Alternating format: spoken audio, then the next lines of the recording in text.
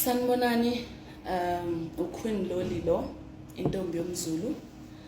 Le video le engiyenzayo ngiyenzela ubabezala wami, ubaba wangizalela indoda, umthombeni. Ngiyenzela ubaba Mseleku.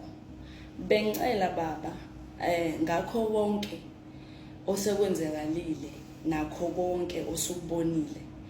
Bengicela ukuzehlisa kuwena ngizithobe. Ngizocela nje izinto ezimbalwa. Bengicela ifavor ukuthi uhlale phansi nendodana yakho, okuyisithandwa sami, okuyisoka lami.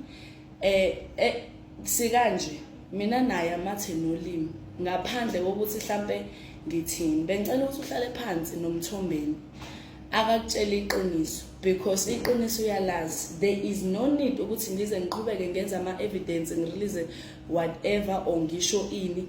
Kuningi-ke ukuthi nisazohlangabezana nakho uma ukuthi neseka into ukuthi anikho kuyona. Angazi noma mhlambe umthombeni okuyisoka lami indodana kababa Mseleku mangabe ehamba ephumela ngaphandle eyogibela izitimela ololiwe ebeshiye abantu bakhe endlini, usuke reportile yini kobaba ohlambe reportile kubaba, because I understand ukuthi ubaba okuwukuthi ubabezala wami umthombeni ubhala kanjani, udefenda kanjani into akawukuthi wayengekho, because ngicabanga ukuthi amaphepha nama-lawyers ubusuwasendile, ningisendele ama-lawyers kwafika kumina. But into engayi-understand ukuthi ubaba usengibhala kanjani ko-social media azalimention impela igama lamalokazana wakwakhe.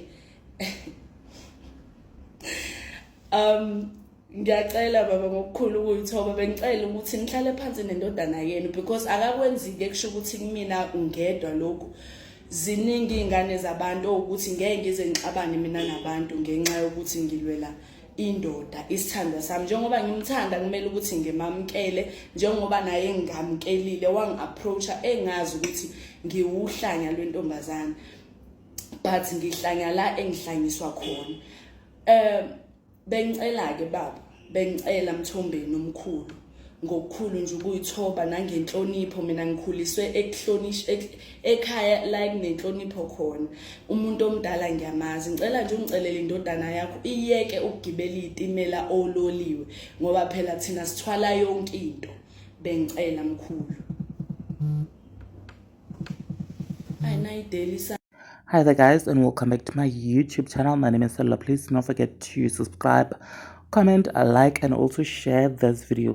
You guys, that was Queen Loli, who would do anything to trend, basically saying to Musa Mseleku to ask his son Mpumelelo, who she says is the love of her life, and that they are so close, you guys, and that they are lovebirds, to tell him, Musa Mseleku, the truth, because only she and Mpumelelo knows the truth, the honest truth, and that if Mpumelelo tells Musa Mseleku the truth, then there won't be any need for her to release more evidence and dirt exposing Mpumelelo, you guys.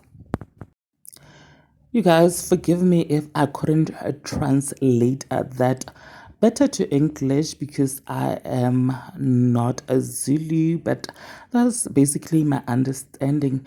Now please do engage with me down in the comment section below. Comment, subscribe, like, and also share this video, because I will definitely see you on my next upload. Thank you so much for watching this video. Bye.